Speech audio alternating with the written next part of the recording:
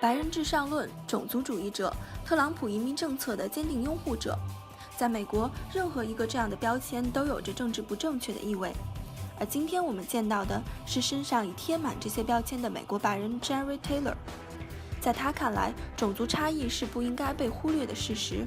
There is no reason on earth why anyone would believe that people of sub-Saharan Africa are as intelligent as the people of Korea, for example. There's no reason to believe that. 他崇尚多年前以白人为主要人口的美利坚合众国。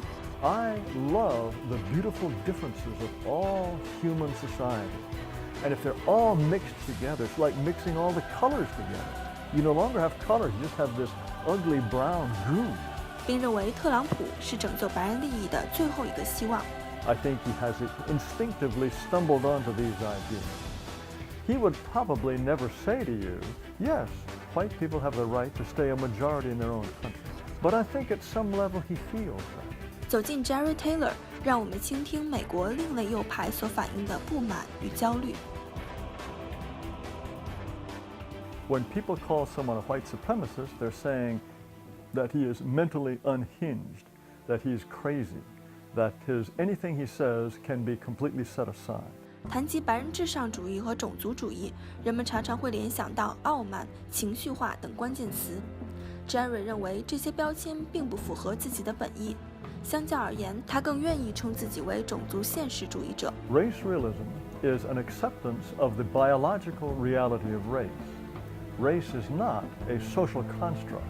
It's not some kind of sociological optical illusion. It is also a recognition of the fact that the races are different. The races are not equivalent and interchangeable. Race is also an important part of individual and group identity. And recognizing these things is race realism.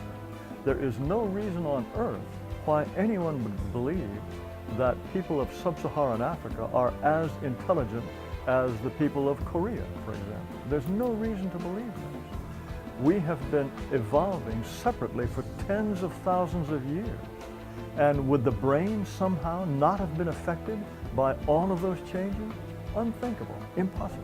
Jared 认为，与流行的白人统治论恰恰相反，现在的美国白人正逐渐成为美国少数派，并随时有种族衰落甚至灭绝的危险。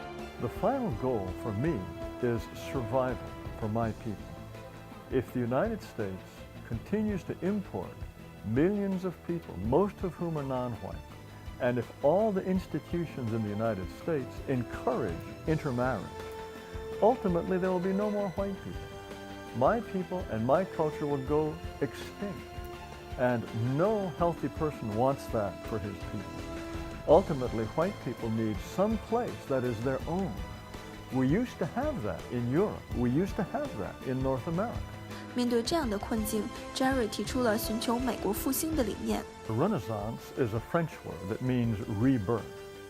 We would like a rebirth of a kind of America that recognized the importance of race and recognized that the United States was founded as a nation to be an outpost of Europe, not some sort of multi-culti mishmash that's a grab bag from all the people around the world.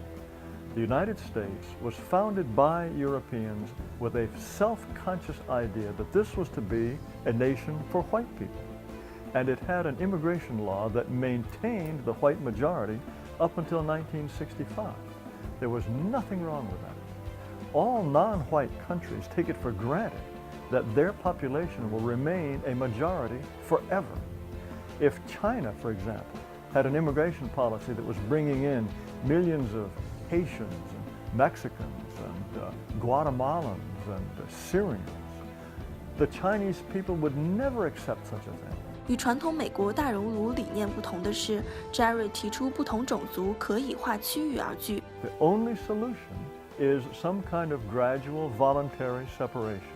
Ultimately, I think in order for my people to survive, we have to have a territory that belongs to us. And if that means breaking away part of the United States, then fine. 在他看来，这样的做法才更加符合人们的自然选择。The only time Americans have free association is in their absolute private internal operations in their homes or For example, at churches. Did you know that 95% of the church congregations in America are at least 85% one race? That's because people are completely free to go where they like. And when they are free, they prefer to be with people like themselves. 作为特朗普的支持者 ，Jared 完全同意这位候选人对政治正确的抨击。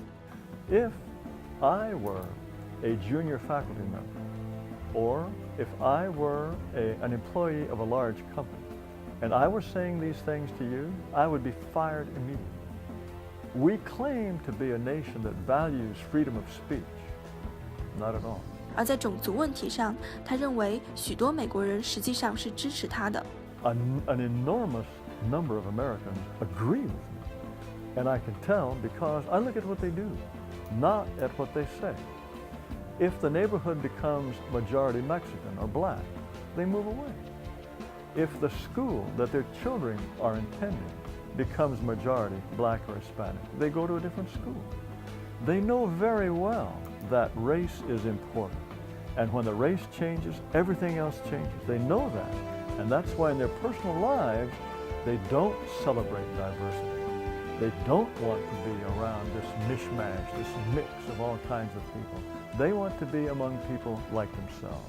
They just would never dare say so. 在他看来，特朗普是保护白人利益的最后希望，而希拉里的当选则会是一场灾难。So if she is a president for 4 years, maybe 8 years, the demographics of the United States will tilt to such a point where I think it will be impossible to elect a Republican president. But 1964 was the last time a Democratic president got a majority of the white vote. Since that time, every Democratic president has been elected president, despite the fact that the majority of white people didn't want that president. Every time there has been a Democratic president, white people did not get the candidate they wanted. This will change in all sorts of increasingly obvious ways to the point where the interests of whites will be shoved aside and ignored. 有意思的是，耶鲁大学哲学系毕业的 Jared 早已看出特朗普对种族问题缺乏深入研究，对他的外交政策等也并不认同。他支持特朗普只是因为他的移民政策。I'm really a one-issue voter. To me, the issue that matters is the demographic future of the United States. As far as I'm concerned, Donald Trump's policies, in all other respects, can be wrong, but I would still vote for him.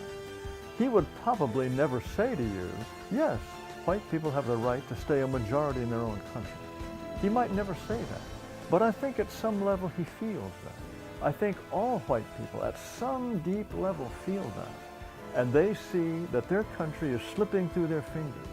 It's no longer the America they grew up in. And an American who grew up in the United States doesn't want to die in an outpost of Cambodia or Guatemala, which is what more and more parts of the United States are becoming.